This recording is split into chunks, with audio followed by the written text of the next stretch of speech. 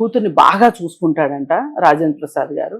ఏదేమైనా తాత్కాలికంగా వాళ్ళ మధ్యలో వైరం వచ్చినప్పటికీ కూడా, కోపతాపాలు వచ్చినప్పటికీ కూడా తర్వాత ఆ అబ్బాయి కూడా యోగ్యుడే అని అర్థమైన తర్వాత ఈయన బాగా ప్రేమగా ఆ మధ్యలో వచ్చిన గ్యాప్ని పూరించుకోవడానికి ఇంకా ఎక్కువ ప్రేమగా చూసుకోవడం, మధ్యాహ్నం లంచ్ వీళ్ళింట్లో నుంచే పంపటము ప్రతిరోజు. దానికోసం ఒక మనిషిని పెట్టారంట. మరి ఒక ఇల్లు కొనిచ్చి, ఒక కారు కొనిచ్చి, అలానే అమ్మాయి ఏమి భేద పరిస్థితులు అయితే ఏం లేదు. ఆ అమ్మాయి కూడా న్యూట్రిషనిస్ట్ అంట, డాక్టర్. ఆ అమ్మాయి కూడా బాగా సలహాలు చెప్తా ఉంటది. న్యూట్రిషనిస్ట్ అయి ఉండి ఆవిడకి ఇట్లాంటి ఇబ్బంది రావడం అనేది, ఆవిడకి గ్యాస్ట్రిక్ ట్రబుల్ ఉందంటండి. అది కొంచెం ఓవర్ వెయిట్ అనిపిస్తున్నారు ఆవిడని చూడగానే. మరి ఓవర్ వెయిట్ వల్ల గ్యాస్ ప్రాబ్లం రావచ్చు, లేదు ఏవైనా డిప్రెషన్స్ కానీ ఏదైనా మానసిక ఒత్తిళ్ళు ఉంటే కూడా గ్యాస్ట్రిక్ ట్రబుల్ వచ్చే అవకాశం ఉంది. ఎందుకంటే మనం ఏమనుకుంటామంటే ఏముంది బాడీకి మైండ్కి సంబంధం ఏముంది అనుకుంటాం, కానీ అసలు లింక్ అంతా బాడీకి మైండ్కి ఉంటుంది, పొట్టకిన్ను బ్రెయిన్కే ఉంటుంది డైరెక్ట్ సంబంధం.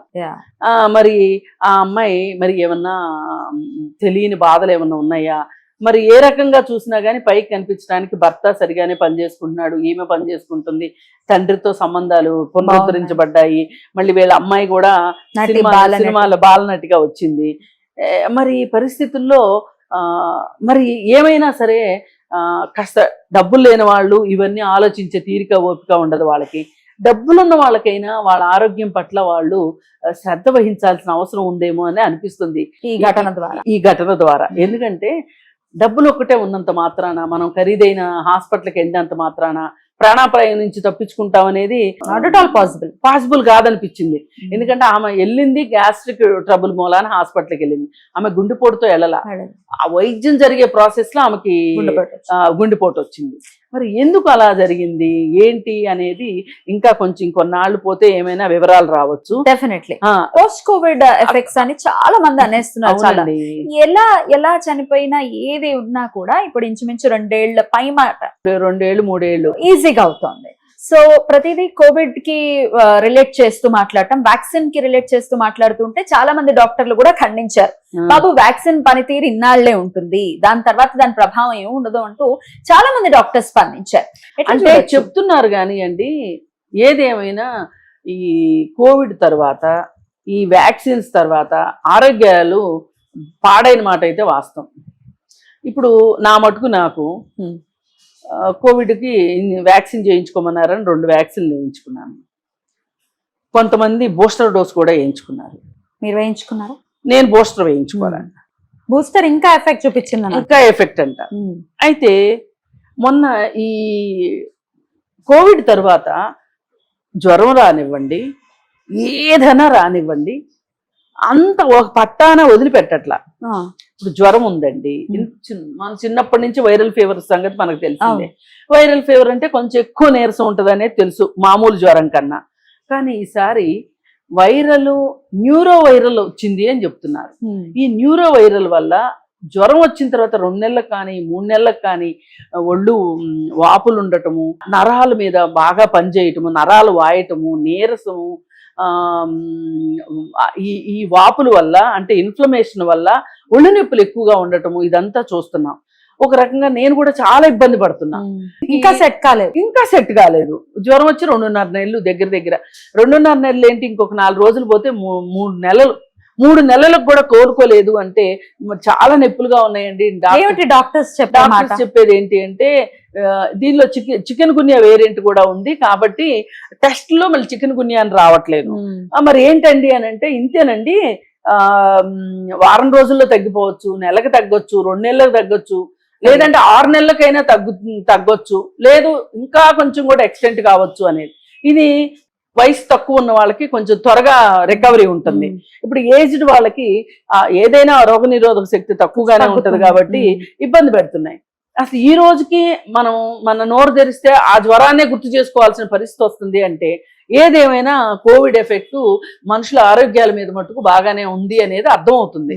మరి ఈ పరిస్థితుల్లో ఈ అమ్మాయి కూడా చనిపోవడానికి ఆ పోస్ట్ కోవిడ్ ఎఫెక్ట్ అనే అనిపిస్తుంది ఖచ్చితంగా. అలాగే ఇప్పుడు అధిక బరువు తగ్గించుకోండి అని చెప్పి డాక్టర్లు కూడా క్లియర్ కట్ గా చెప్తున్నారు. అది డైరెక్ట్ గా గానీ ఇండైరెక్ట్ గా గానీ గుండె మీద ప్రభావం చూపిస్తుంది అని చెప్పి చెప్తున్నారు. అందుకని ఎక్సర్సైజ్ వల్ల కానీ లేకపోతే ఫుడ్ వల్ల కానీ ఫుడ్ ద్వారా కానీ ఎలాగోలా మనం ఉన్న అధిక బరువును తగ్గించుకోవడానికి ప్రతి ఒక్కరిలో ప్రయత్నం చేయాల్సిన అవసరం వచ్చిందేమో. అంటే ఇవాళ ఆరోగ్యాన్ని మరింత జాగ్రత్తగా చూసుకోవాల్సిన పరిస్థితి వచ్చినట్లు అనిపిస్తుంది. ఎందుకంటే డబ్బులున్న ఉపయోగం లేకపోతే డబ్బుంటే ఆరోగ్యాన్ని కొనుక్కోలేము. అదే అందుకే ఆరోగ్యాన్ని జాగ్రత్త పరుచుకోవాల్సిన పరిస్థితి ఇలాంటి వాటిని చూసి. అలాగే ఏది ఏమైనప్పటికీ ఒక తండ్రి ముందు తల్లి ముందు పిల్లలు చనిపోవడం అనేది మామూలు విషయం కాదండి. పిల్లలకి తండ్రి చనిపోవడం వేరు, కానీ తండ్రికి పిల్లలు చనిపోవడం అనేది అత్యంత బాధాకరమైన విషయం, విషాదము. మరి ఆయన కూడా రాజేంద్ర ప్రసాద్ గారు ఎంత హాస్యాన్ని పండిస్తారో అంత సున్నితమైన మనసున్న ఆయన ఆ బాధ నుంచి త్వరగా కోలుకోవాలని ఆ అమ్మాయి ఆయన గాని ఆయన భార్య గాని అలాగే ఒక చిన్న పాప ఉంది. అసలు ఆ పాపకి ఈ వయసులో తల్లి అవసరం చాలా ఉంటది. ఆ పాపకి అంతా చేసి 15 ఏళ్ళు ఉన్నట్లు లేవు ఆ పాపకు కూడా. అది బాధాకరంగా ఉంది. అందుకని ఇలాంటి జరిగినప్పుడు ఏమవుతుంది అంటే మనం ఆరోగ్యం మీద శ్రద్ధ పెట్టాల్సిన అవసరం ఉందనేది అర్థం చేసుకోవాలి. డెఫినెట్లీ కాంట్రడిక్ట్ చేయట్లేదు నేను, కానీ ఆరోగ్యం మీద శ్రద్ధ పెట్టి ఎక్సర్సైజెస్ బాగా చేస్తూ జిమ్ములకు వెళ్తూ ఎక్సర్సైజ్ చేసే వాళ్ళు కూడా పుట్టుకుని వెళ్ళిపోయిన వాళ్ళు ఉన్నారు. అవును, అసలు మితిమీర వ్యాయామం కూడా మంచిది కాదు. ఇప్పుడు బాగా డైట్ కంట్రోల్ చేయటము, బాగా వ్యాయామం చేయటము. మన వాళ్ళు ఏమంటే అతివృష్టి అనావృష్టి పెడితే అతి శ్రద్ధ పెడతారు, లేదంటే అస్సలు పట్టించుకోరు. రెండు కూడా కరెక్ట్ కాదు. ఏది ఏమైనా మనం గుర్తు పెట్టుకోవాల్సింది ఏంటి అంటే 20 సంవత్సరాలు ఉన్నప్పుడు హెల్త్ 30 సంవత్సరాలకు ఉండదు, 30 సంవత్సరాలకు ఉన్నది 40 సంవత్సరాలకు ఉండదు. మనం ప్రతి 10 సంవత్సరాలకి మన హెల్త్ మన చేతుల్లో లేకుండా అయిపోతూ ఉంటది. అందుకని తగిన జాగ్రత్తలు తీసుకోవాలి.